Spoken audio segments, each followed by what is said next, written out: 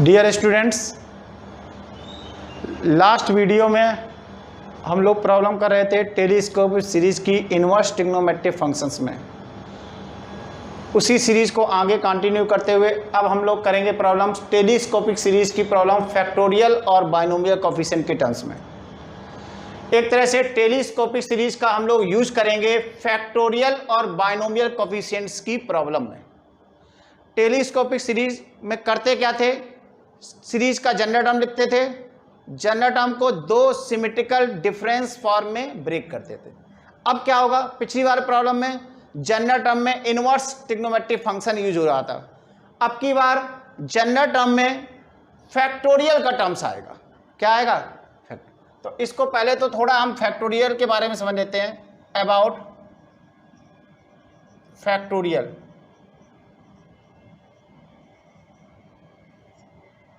देखो factorial n, इसको इस तरह से भी लिख सकते हैं या इस तरह से भी लिख सकते हैं।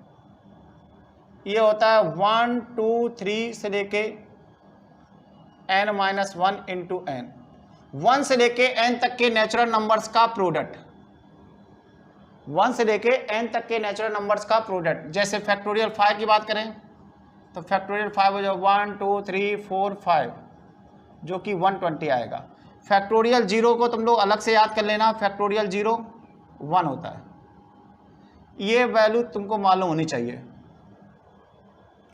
फैक्टोरियल n की वैल्यू कैलकुलेट करनी है तो 1 से लेके n तक के नेचुरल नंबर्स का प्रोडक्ट।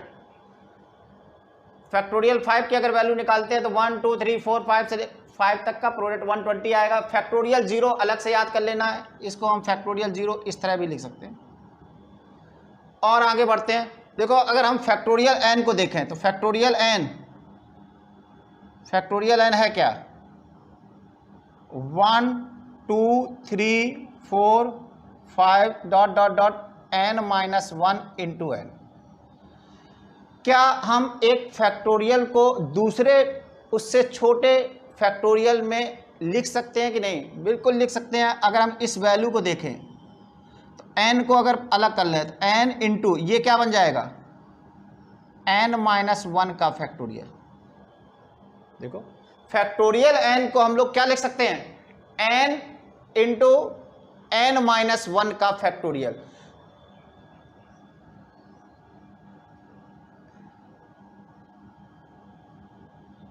ये हमारा एक फार्मूला हो गया, ठीक है। इसका मतलब इसको ऐसे भी लिख सकते हैं कि फैक्टोरियल n को जब n से डिवाइड करेंगे तो क्या बनेगा, n-1 का फैक्टोरियल। ये भी फार्मूला मालूम होना चाहिए। फैक्टोरियल n की वैल्यू मालूम होनी चाहिए, फैक्टोरियल 0 की वैल्यू मालूम होनी चाहिए। फैक्टोरियल n को एक स्मॉलर फैक्टोरियल में रिड्यूस कर सकते हैं, n इंटू फैक्टोरियल n-1 लिख सकते हैं। इसको चाहें तो हम लोग n into n-1 into n-2 का फैक्टोरियल भी लिख सकते हैं। और आगे जाना हो तो n-1 n-2 इंटू n-3 का फैक्टोरियल को रिड्यूस। लिखने का तरीका बहुत आसान है। जैसे हमें किसी फैक्टोरियल को अगर रिड्यूस करके एक स्मॉलर फैक्टोरियल में चेंज करना तो इसी नंबर से शुरू करो, एक एक करके रिड्यूस करते जाओ और जहां रुकना हो उससे एक कम फैक्टोरियल को मल्टीप्लाई करके छोड़ देना है। जैसे n-1 n-2 अब यहीं रुकना चाह रहे तो इंटू n-3 का फैक्टोरियल। एक टर्म और आगे जाना होता तो n-3 इंटू n-4 का फैक्टोरियल। ये कुछ चीजें हमको मालूम होनी चाहिए। अब हम आते हैं सीधे प्रॉब्लम्स पर।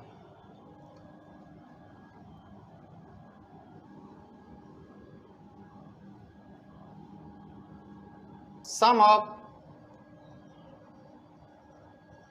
सीरीज,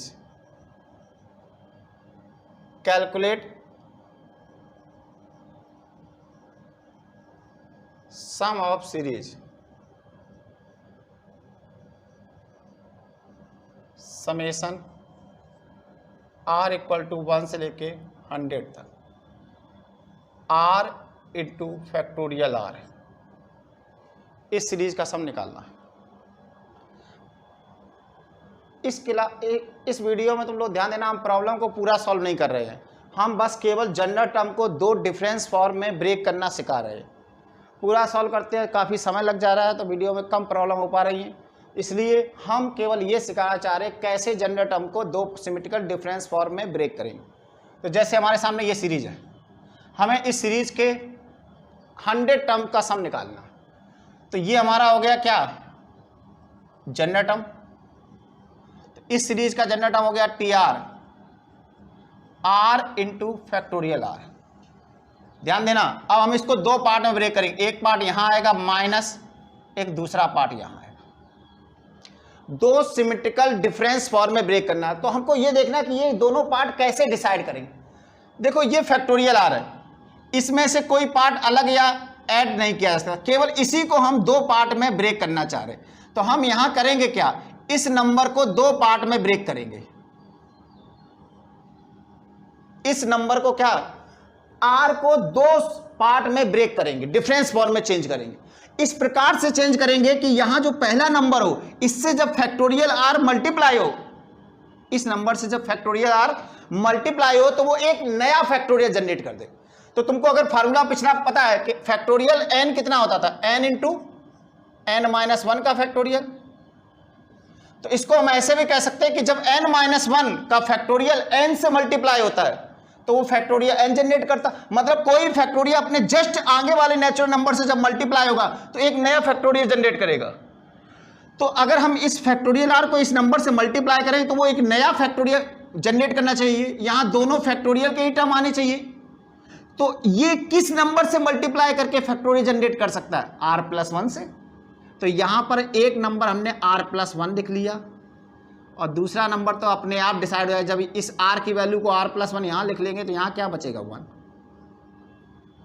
ध्यान देना, तो अपने आप जब ये हम आगे बढ़ाएंगे तो ये चला जाएगा R plus one into factorial R minus factorial are.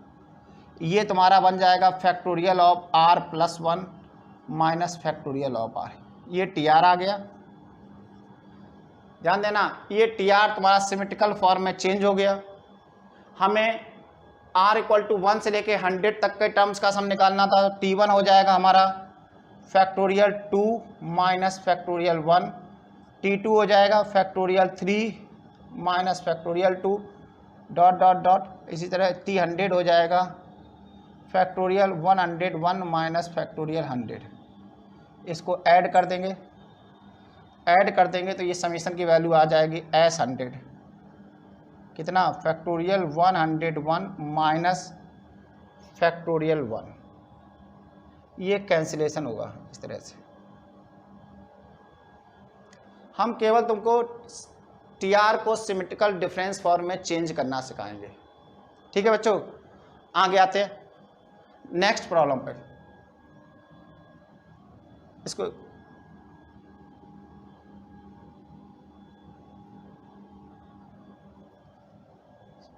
Calculate sum of series summation R equal to 1 से लेके 100 तक।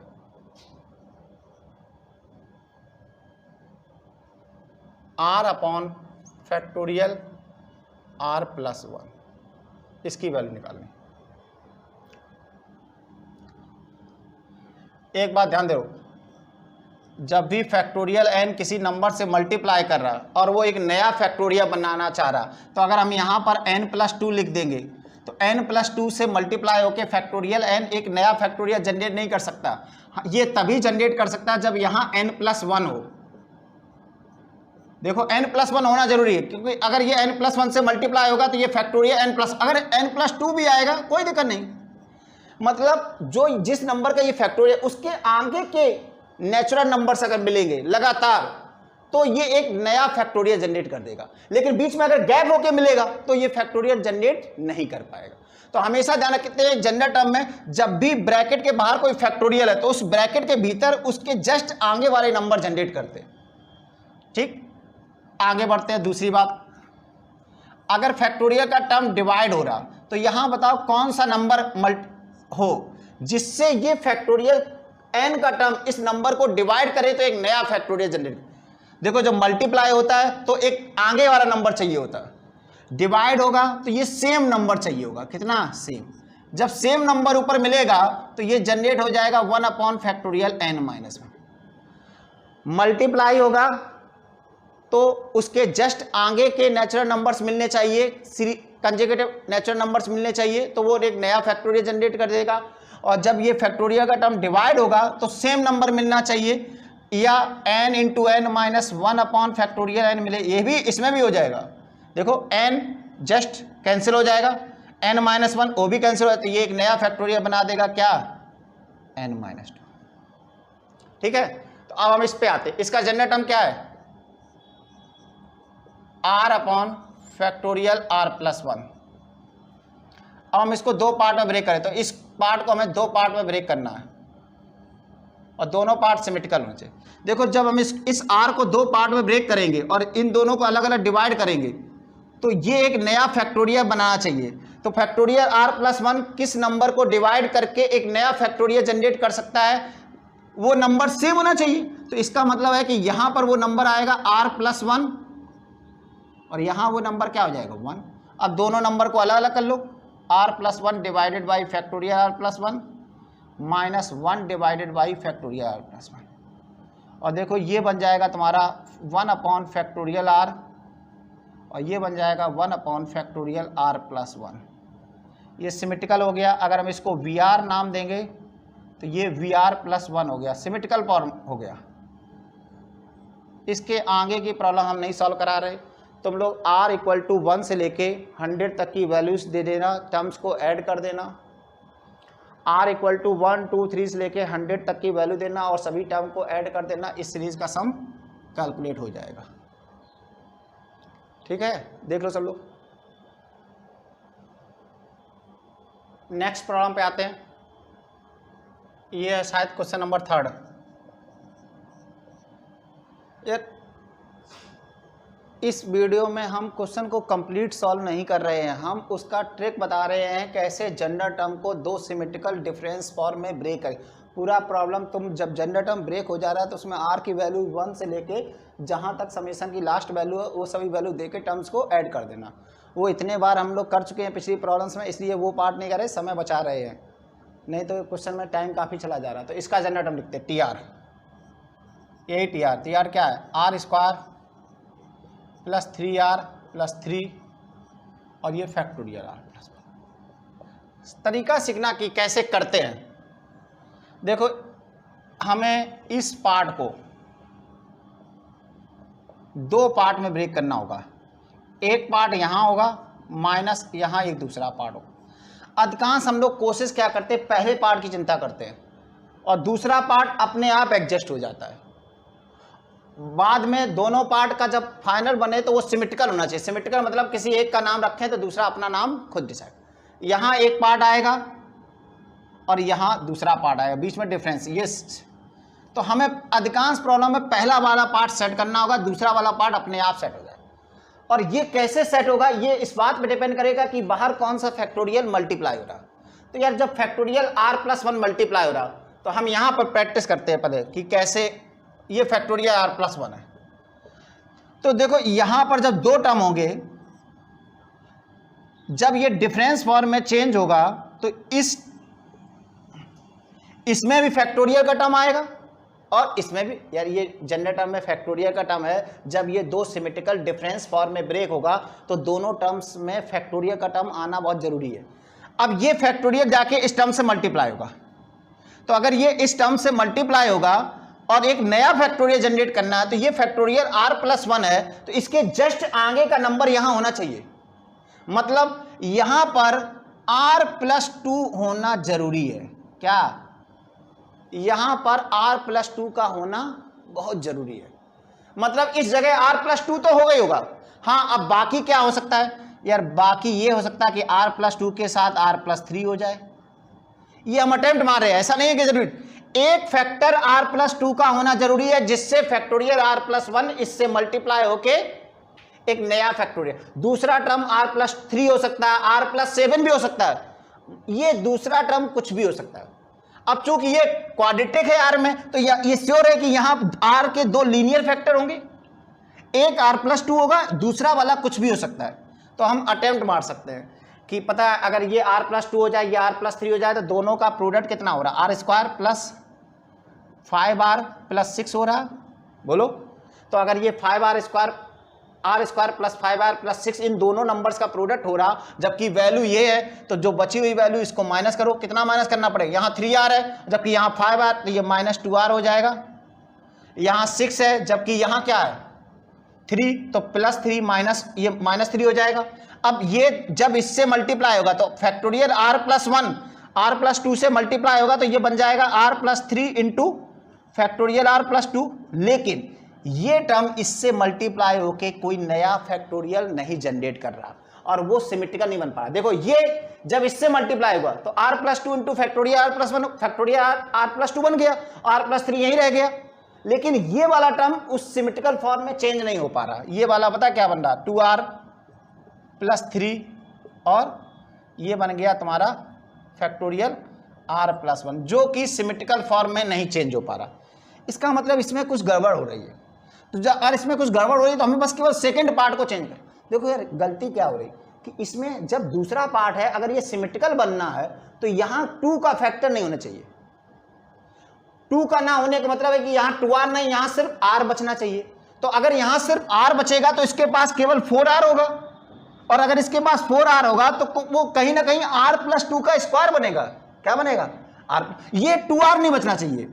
अगर हम यहाँ बताओ यहाँ r प्लस 4 कर देते, यहाँ अगर हम r प्लस 4 कर देते तो यहाँ पर 6r आ जाता, तो यहाँ 2r ना होकर 3r बच जाएगा, जबकि हम चाह रहे हैं यहाँ सिर्फ r बचे। तो इसका मतलब इस वाले टर्म में कितना होना चाहिए, 4r होना चाहिए, क्योंकि नेट में तो हमारे पास 3r है। तो अगर यहाँ 4r होगा, और ये वैल्यू हम नहीं देख रहे क्या है, तो अगर यहाँ 4r होगा तो यार ये कंफर्म है कि ये r प्लस 2 का स्क्वायर बन सकता है। क्या बन सकता है, r प्लस 2 का होल स्क्वायर। तो अब हमको कुछ समझ में आ रहा कि अगर हम यहाँ 4 कर लेते r square plus 4r plus 4, और इसमें कर लेते r प्लस 1 माइनस में, बोलो पहला पार्ट इस टर्म को हम लोग अगर इस तरह से लिख देते r square plus 4r plus 4 minus r plus 1, तो ये बन जाता तुम्हारा r प्लस 2 का होल स्क्वायर, और ये कितना रहता, ये रहता r प्लस 1। ध्यान देना। अब इसके बाद होगा क्या, इसके बाद जब ये आगे मल्टीप्लाई होगा, देखो ये फैक्टोरियल r प्लस 1 जब मल्टीप्लाई होगा तो ये इसका स्क्वायर है, लेकिन एक टर्म अगर हम अलग कर दें तो ये r plus 2 into r plus 2 into factorial r plus 1 लिख सकते हैं, minus r plus 1 into factorial r plus 1। देखो ये वाला पार्ट एक नया फैक्टोरियल बना देगा। क्या बना देगा, r प्लस 2 इंटू एक फैक्टोरियल r प्लस 2, और ये बन जाएगा r plus 1 into factorial r plus 1। देखो अगर तुम सही से देख रहे हो तो ये अगर हम Vr माने तो ये Vr प्लस 1 हो जाएगा। सिमेट्रिकल कैसे डिसाइड होता है, जब किसी एक पार्ट को अगर हम कोई नाम दे दें Vr, तो वो दूसरा वाला Vr प्लस 1 या Vr माइनस 1 बन जाना चाहिए। तो ये इसका आ गया डिफरेंस फॉर्म है। कैसे ब्रेक किए, इसको इस तरह से ब्रेक किए कि r प्लस 2 का square minus r plus 1 into factorial r plus 1। ये जब इसके साथ मल्टीप्लाई होगा तो ये बन गया r plus 2 into factorial r plus 2 minus r plus 1 into factorial r plus 1। इसके बाद का प्रोसेस क्या होगा, जब TR 2 सिमेट्रिकल पार्ट में ब्रेक हो जाएगा तो r की वैल्यू 1 2 3 से लेके 100 तक देके टर्म्स को क्या कर देंगे, ऐड कर देंगे। 1 मिनट सब लोग अच्छे से पहले समझ लो। अच्छा ये ध्यान रखना, इस टाइप की प्रॉब्लम जब भी एग्जामिनेशन में आती है तो मतलब ये श्योर नहीं होता कि तुम उस प्रॉब्लम को कर ही लो। थोड़ा तुमको अपना दिमाग, कोई सेट मेथड नहीं है कि ऐसा कर लेने से ये ब्रेक हो ही जाएगा। अपनी स्किल्स को यूज़ करना होगा और थोड़ा हिंट देना होगा ऑप्शन से भी। अभी हम एक प्रॉब्लम देंगे जो इस साल जेईई मेंस में आई है, ठीक है, उसमें बताते हैं कैसे करते हैं। आते बच्चों नेक्स्ट प्रॉब्लम पर। समेशन r इक्वल टू 1 से लेकर 10 तक फैक्टोरियल r ब्रैकेट में r cube plus 6r square plus 2r plus 5 equal to alpha into factorial 11। Alpha into कितना, factorial 11, then the value of alpha. ये इसी साल जेईई मेन में 2021 में मार्च शिफ्ट में आया है, ठीक है बच्चों। ये क्वेश्चंस हम तुमको होमवर्क के लिए देते हैं और इसको हम नेक्स्ट वीडियो में डिस्कस करेंगे। तब तक तुम लोग दिमाग अपना लगा लो कि कैसे इसको चेंज करना। इस टाइप की प्रॉब्लम थोड़ा टिपिकल होती हैं, तो हमें एग्जामिनेशन में इन सब इस टाइप की प्रॉब्लम पे ज़्यादा समय नहीं बिताना है। 1-2 मिनट में हो जाए तो अच्छा है, नहीं तो इस टाइप की प्रॉब्लम छोड़ देना, क्योंकि ये प्रॉब्लम कर पाना कभी कभी बहुत मुश्किल भी हो जाता है। ठीक है, कोई सेट रूल नहीं होता है इसलिए। ठीक है, इस प्रॉब्लम को हम लोग नेक्स्ट वीडियो में डिस्कस करेंगे।